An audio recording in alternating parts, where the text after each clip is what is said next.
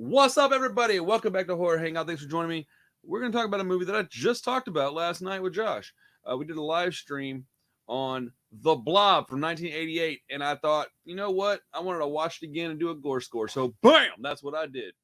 If you're interested in this channel and what we're doing over here, please let us know by hitting that subscribe button, hitting that notification bell. We do videos like 3 or 4 times a week over here, a couple live streams, quite a bit of free content. And I'm getting better at the content. So, show some love to your boy over here. Anyways, look, back in 1988, we were in the heyday of like remakes and whatnot, right? And like Josh and I were talking about yesterday, we had The Fly, The Thing. We also had The Blob. The Blob was a 1950s B movie, like drive-in flick, and they made it a bigger, badder thing in the 80s, right? Sorry. I had seen the movie as a kid. And so when Josh brought it up, I was pretty psyched to watch it. Way different than I remembered it.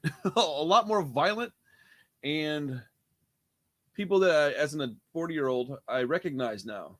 So let's talk about it for a minute. In a tiny California town, high school students Brian, Meg, and Paul discover a strange, gelatinous, what a great word, substance that melts the flesh of any living creatures in its path. Dun, dun, dun, dun. The deadly substance gets into the town's sewer system, where it begins growing uncontrollably, occasionally emerging to feast on unsuspecting townspeople. A military cleanup crew is sent to eliminate the menace, but it may end up doing more harm than good. That is quite possibly, within a few sentences, the best synopsis I've ever read for a movie, because that's exactly what this movie is. It's great, man. I had such a blast watching this silly movie. I watched it twice in like less than 24 hours. That's how much fun I had watching The Blob from 1988. So first off, there's some people you'll recognize in the movie. You got Kevin Dillon, who until yesterday I had no idea was Matt Dillon's brother, even though once I did figure it out and Josh told me or whatever, they look and sound exactly the same. So I don't know how I didn't know that, but I didn't. And this got Shawnee Smith, who I couldn't figure out where I knew her from, but I knew her. I was just at the point where I thought it was just a familiar face, right? Turns out she's from the movie Saw, one of my favorite movies ever. And as soon as I figured that out, it blew my stinking mind. Also, it's got Jeffrey DeMunn in it, who I recognize from Billions, but who is in an absolutely enormous amount of movies and TV shows. He's awesome, man. That's a real good character actor. And I think Josh said he was even on The Walking Dead for a time. Oh, man. So, yeah, the movie is incredibly silly. I definitely thought it was going to be campier than it was, though. I must have seen a made-for-TV version or something that was edited or something, because this one, while it didn't have a lot of cursing, it did have a lot of violence. What this movie was missing, I'll say, was cursing and nudity, because if it had been some naked people, dudes or ladies, whatever, just want some nudity and a lot of curse words, this would have been a certified Grindhouse classic. But have no fear, it is a cult classic nonetheless, and I love this movie, and I am happy that I watched it, and I will be buying a copy of this movie. Let's talk about it for a minute, and then I'll give you the Gore Score, and we'll get you out of here. I didn't want to make a long video today, but movie basically starts off with what looks like an asteroid coming from the sky, crashing into the ground, and it's got this blob of stuff, right? Very color out of space. Turns out it was not an asteroid at all. It's a man-made thing, bioweaponry, right? But it's got this, formless blob, hence the name of the movie, rolling around town, killing people, but it's got tentacles, man. It's very Lovecraftian. I didn't realize it until the second viewing that it's very Lovecraftian. And you got the town fuck up being played by, what's his name? Kevin Dillon. And then you got the good girl cheerleader type played by Shawnee Smith. And then you have the sheriff, who's Jeffrey DeMunn. That they all start crossing paths real early in the movie, and then you realize that this is going to go left because they start killing people, and they kill the main dude at the beginning of the movie. And you're like, what the hell is going on here with this movie? And the kills are brutal. The practical effects, upon second watch, I paid way closer attention. Dude, they're so badass, man. This movie is so good. Look, I can hardly get past the hair of Kevin Dillon, okay? But once you get past that, yeah, that's really the only thing I had a hard time. I had a real hard time with his hair, dude. It was bad. It was feathery. It was gorgeous. It was bad, dude. It was filthy, gorgeous. Anyways, Sister song. Go get into it, guys. See, it's Friday, man. It's my son's birthday today. Happy birthday, Bricken, if you ever see this, which you probably will not. But I love you anyways, my man. That's my guy right there. My first kiddo. But there was a couple of things I wanted to just point out. So basically, the movie is really easy to figure out. It's basically what I just told you. It's this gelatinous thing rolling around town, killing everything.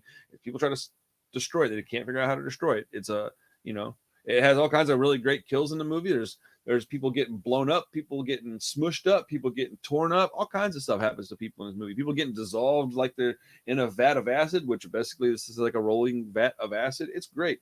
So at one point, I think it was funny. I just wanted to point this out because it made me feel, I remember this happening to me.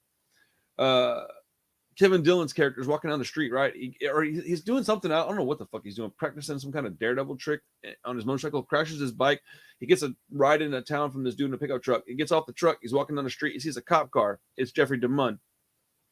He's like, oh shit, slides off into the side, hiding behind a building, right? And then I think he's like smoking a cigarette. And then a cop comes around the corner and he sees him and he's like, hey, I see you, dude. And so the cop tells him, hey, man, I heard you got a birthday coming up soon. And at first I was like, why would he be talking about this kid's birthday?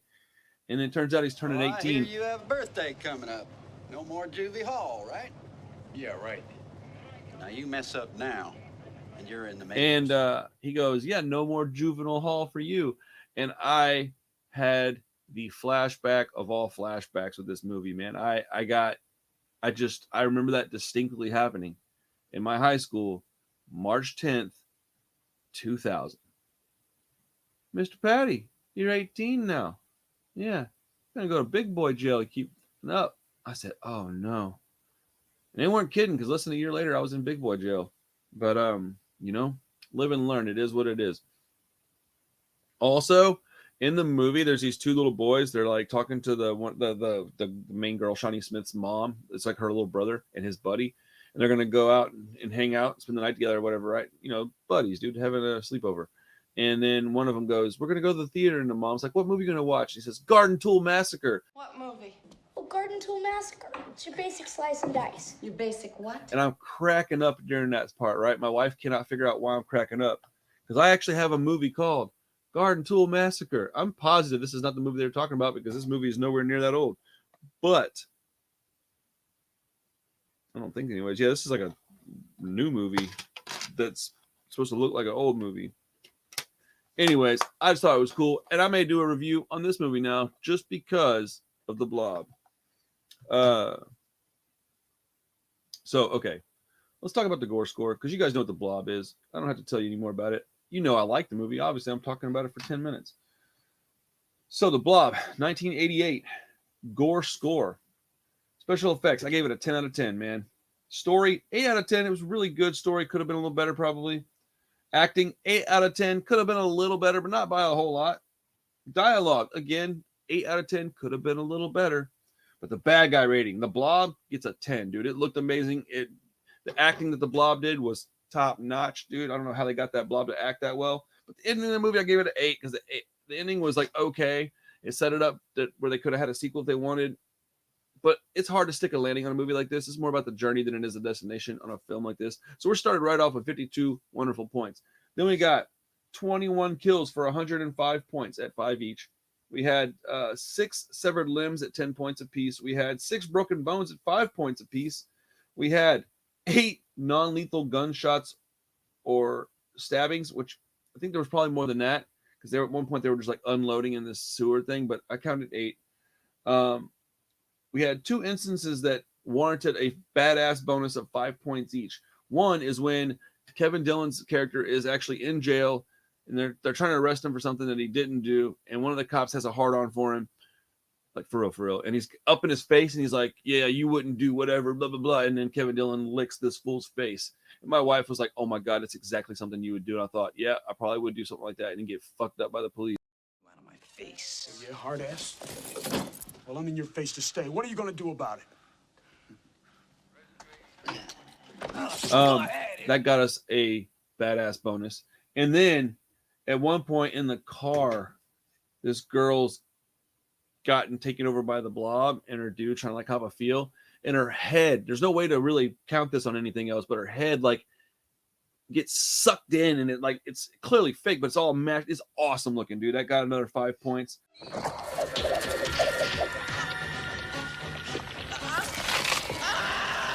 It gets 5 points per decade back for the era bonus. This was an 80s movie, so it gets 20 points.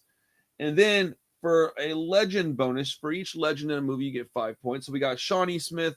Dude, come on. She was in Saw. How do you not give her a legend bonus? Kevin Dillon, who I feel I should give him 50 points for not realizing who he was, but it is what it is. And Jeffrey DeMunn. We got 15 extra points there. That gives us, I did not do my math real quick. Hold on 1 second, folks. 5 minutes later. And we are back. So the Blob, 1988, comes in with a very respectable 232 Gore Score points, ladies and gentlemen. And I wanted to let you guys know there is 21 kills in this movie. So that's awesome. On a recommendation scale, because that's the last thing that I talk about on these Gore scores, is like we also, because you know you could score really high because it's a really violent, brutal movie, but it could just suck, and that's happened quite a bit.